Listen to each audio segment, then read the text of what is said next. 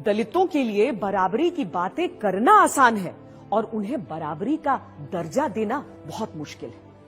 अछूतों को समाज में बराबरी का दर्जा देने के लिए आरक्षण के सवाल पर सभा बंटी हुई थी। ऐसे कई सदस्य थे जो ऐसा मानते थे कि अगर आरक्षण को लागू किया गया तो देश अगड़ों और पिछड़ों में बंट जाएगा। इसीलिए सार्वजनिक तौर पर भी और निजी तौर पर भी आंबेडकर को यह समझाने का प्रयास चल रहा था कि आप आरक्षण की मांग को छोड़ दीजिए। भीमराव, आपसे एक बात करनी थी। जी बोलिए। आपने तो देखा ही है सभा में कितने लोग सरकारी नौकरियों में आरक्षण का विरोध कर रहे हैं। अब अगर शेड्यूल कास्ट और शेड्यूल ट्राइब वालों को आरक्षण दिया गया तो आप तो जानते ही हैं, फिर सिख, ईसाई, पारसी, मुसलमान कोई पीछे नहीं रह जाएगा। हाँ, मगर सिख, ईसाई, पारसी, मुसलमान या किसी और का मुकाबला अनुसूचित जनजातियों के साथ नहीं हो सकता। ये सारी जातियां पैसे वाली भी हैं और सोशली सिक्योर्ड भी। ठीक बात है, पर अगर एक बार आरक्षण का दरवाजा खुल गया तो देखिएगा सभी लोग अपना हक मांगेंगे और हिंदुओं के लिए सरकारी नौकरियों में जगह नहीं बचेगी, जबकि संख्या में वो सबसे ज्यादा है। आप चाहते क्या हैं?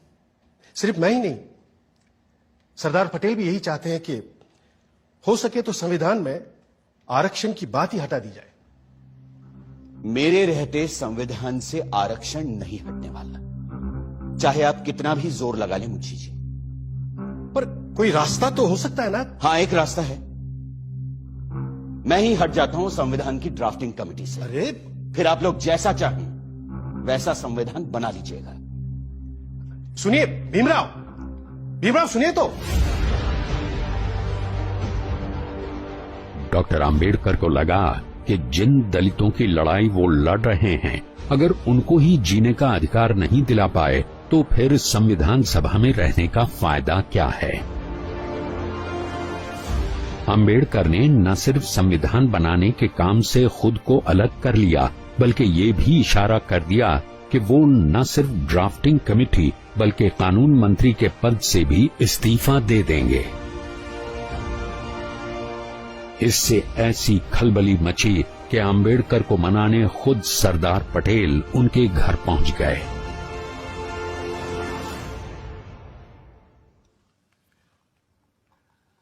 मुंशी जी की बातों से आप नाराज हो गए भीमराव? लेकिन वो तो आपकी बात लेकर आए थे मेरे पास, इसीलिए मैंने कहा कि मैं ही ड्राफ्टिंग कमेटी से हट जाता हूं। आप तो जानते हैं कांग्रेस क्या पूरे भारत में दूसरा और कोई है ही नहीं जो हमारे संविधान को आकार दे सके। खुद बापू भी यही कहा करते थे। लेकिन आप उनकी बात मानते कहां हैं पटेल जी? गांधी जी पिछड़ों को रिजर्वेशन देने की मेरी तजवीज से सहमत थे।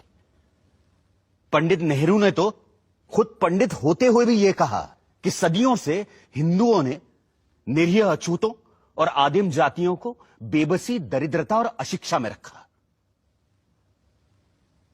फिर अगर हमें उन्हें सबके साथ बराबर लाना है तो हमें उन्हें स्पेशल ट्रीटमेंट देना ही होगा। आपकी बात सही है, पर आप तो जानते हैं कि बड़े पदों पर हम मेरिट के आधार पर ही लोगों को ले पाएंगे।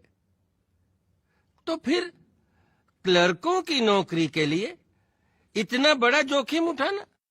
जोखिम? मुझे तो इसमें कोई खतरा नजर नहीं आता।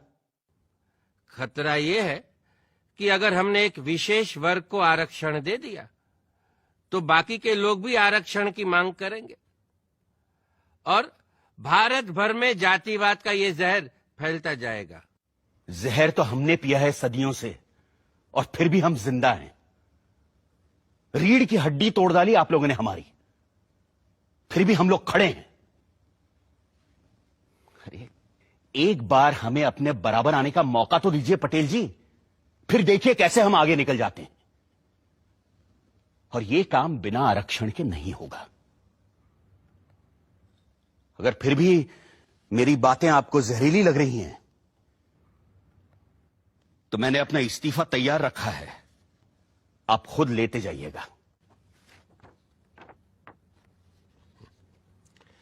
मैं बड़ा जिद्दी आदमी हूं आंबेडकर जी, लेकिन मूर्ख नहीं हूं, किसान हूं। देखकर ही बता सकता हूं कि कौन सा बीज कल मुझे अच्छी फसल देगा।